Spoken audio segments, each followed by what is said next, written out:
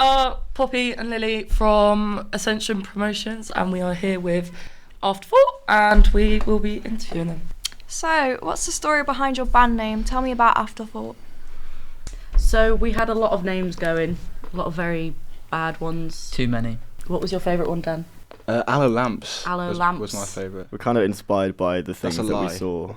Yeah. Like we were going to call ourselves The Goose, named after the pub in Selly. Yeah, we just started seeing things on the street and just thought, would that be a good band name? And then we were walking back from a rehearsal. Me and Izzy, Tom and I were chatting, and we were like, we don't want people to not remember us or just be like an afterthought. And then we like, jokingly went, right that's kind of good. That kind of works. And then I put it in the group chat, and then we just then me and Dan were like, yeah, sure. We got the seal of approval. What is the first gig each of you ever went to? We'll start from Dan. I went to see the Bootleg Beatles a few years ago.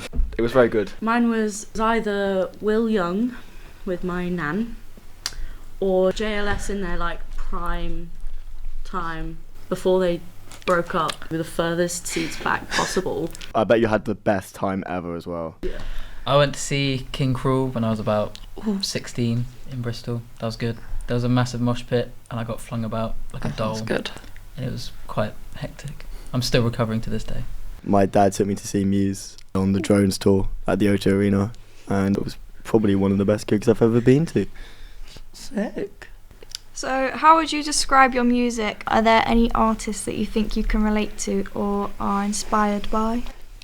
I would say it's kind of a funk indie rock. Yeah, we like to describe ourselves as everything. A funk-tinged indie rock band. Sprinkling of funk. Overall, we have similar music tastes, but it's at the same time it's different. So we sort of bring different genres to the table. I think bands like mainly centered around like songwriting. Like I feel like that's a big one, because it's not like, although we really enjoy live performance and stuff, the kind of next step is like that kind of thing. I think like the kind of just like bands that have like a really clear identity and stuff like that. At the same time, we don't like to stick to, doing loads of old covers. We try to. I mean, we do everything from like the 70s to the modern age, so it's pretty groovy. Yeah, from like the Beatles to Joy Crooks. Joy Crooks. Do you prefer listening or creating music, and why? I think for me, there's no better feeling than being on stage playing a song that you've written and like making people happy through your music. So I'd say creating music, but I feel like I wouldn't have been able to create so much music without having listened to music. So it's one of those ones. I'd say both of them kind of go hand in hand, because I get the same kind of enjoyment from both. Like, if it's like creating music, then after I kind of like create some music, I'll just want to be listening to like either that piece of music or like any of the music that inspired it. And then if I'm listening to music, I'll just constantly, like if I'm in a certain mood, I'll just be like literally making mental notes on like any song I'm listening to, and I'll kind of save that in the bank for like when I then create music. So I think they kind of work together, I'd say. But if I had to choose one, it'd be creating. I think being brought up, I listen to a lot of music. When I listen to music, I relate it to certain emotions and memories. Although, like Tom said, it is great playing your own music live, but I don't think I could get through day to day without listening to music. It's a really nice feeling, actually. When we've been in the practice rooms, we've kind of brought a new original and then kind of watching it develop. I think we've had a lot of fun recently doing that, and then like going through it and all contributing to one song. Mm-hmm. I think that's been one of my favourite feelings so far. So I think, yeah. If you could support any band on tour, who would it be and why? If Afterthought could support anyone on tour, I would obviously choose Sam Fender. I think anyone who knows me will know that I am kind of obsessed with him. But I just think we'd have like a lot of fun on tour. Like if we could support a band, I just think like meeting him and his sax player. There'll be a lot of hangovers with him. Yeah, turning up on interviews like this with a raging hangover. That's the dream. That's what we're at now. Give it 5 years. I think maybe Tame Impala, because they got really sick light shows, and I'd be like, oh, Kevin, can we use the lights? And it'd be like, this amazing. First name sounds already, Theo. Yeah, well, we were, Close friend of mine. Exactly. And like, the whole stage thing looks sick, and we'd be able to use that, and that would look really cool. And we'd probably get to see him afterwards, so that'd be great as well. Every night, yeah. You'd want somebody who'd like really look after you. I'm going to go someone really random. I would say Lady Gaga. Would she look after you? I think so. I think so. And also at the same time, she'd be brutally honest with you. Because she's like touched on loads of genres, like jazz and everything. I feel like she has all the answers. So I'd want her to I'd want to be like her little music daughter. I think I would go for the darkness because I'm quite a rock music fan. Their shows are like just a bit mental. I think that'd be quite fun to be a part of. And Justin Hawkins, I like Justin Hawkins. What is the biggest challenge you have faced in the music industry? Is there anything you would particularly change about the music industry? I think the biggest challenge for us has been trying to make sure we stand out from the others, because there are so many people like us trying to make it in the music industry, and we've got to find that unique selling point which kind of makes us stand out from other bands. And so we've kind of been thinking about that a lot. So I think that would probably be the biggest challenge. And then the fact that everyone is now on streaming platforms and they don't pay very well. How are we going to make our money? You know, we make the money through doing these gigs. There's so many musicians out there. It feels like everything's been done. Yeah. So you've got to just really be creative, I guess. Yeah. It feels like it's very hard to like achieve certain things. You've got to kind of like really break things down and just see like really small things that you do and make that an achievement and kind of celebrate that, because then it just like that makes it worth it. If you feel like you're progressing even at like a small rate, you're just like, oh, we're doing this, and you kind of can then look back on it. I mean, we've only been together since like November or something, I think it was. Like we're like constantly kind of checking on ourselves and being like, oh, well, we did this, and then you also then can look for goals in the future and kind of just have a game plan, even if it's just small things, like just to feel like you're achieving something. I think we're doing quite a good job of trying to make our music slightly unique, even just with small things. And I think that's the main goal, to try and do that to help us stand out a bit. Small things make the difference sometimes. If you could like change anything about the music industry and the way people view original music, is everybody comparing each other to everything that's ever been done all the time.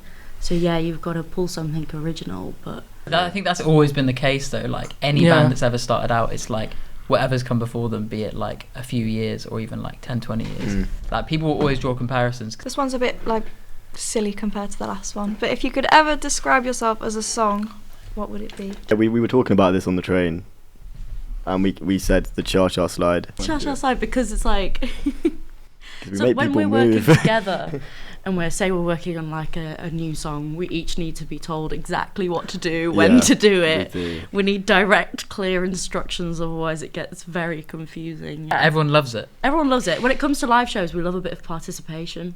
Yeah. And the cha-cha slide is very much Year 5 discos, you know? Yeah. That's very much our kind of, our style. That's the target market. Yeah. If you weren't a musician right now, what would each of you be doing? And has your lives changed in any way? Music has always been what I wanted to do for a very young age. So if I can't, be a musician, then I'll find something else music related. But I can't leave music behind.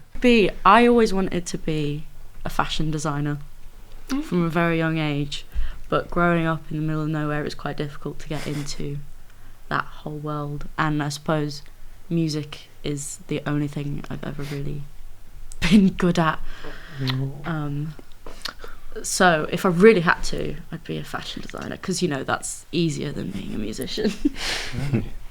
I'd be doing something probably a bit sciencey.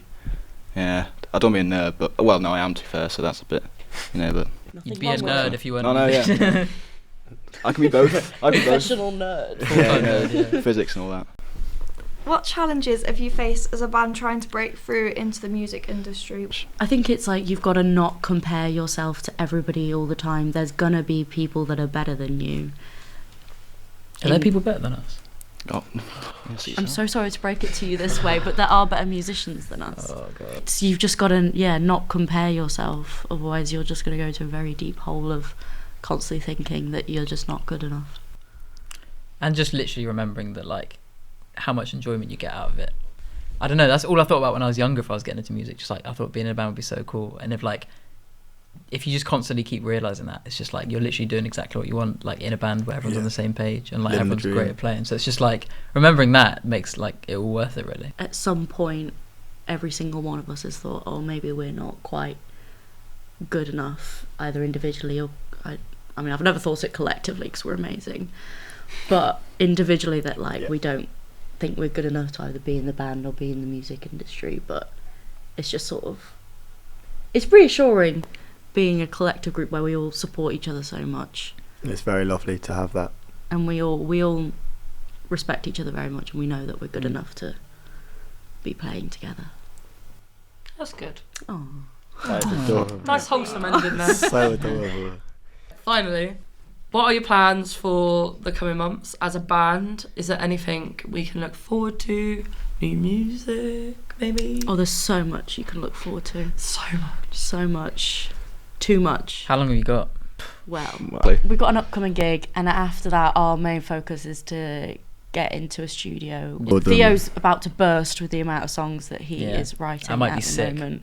Songs. So, for the sake of his health, we're going to start some songs. recording. We're doing that, and then we've been looking into the summer, looking at lots of opportunities, sort of around the country of what we can do. We're looking at the festival market. We're looking at little mini festivals, Yeah. just trying to get ourselves out there as much as possible.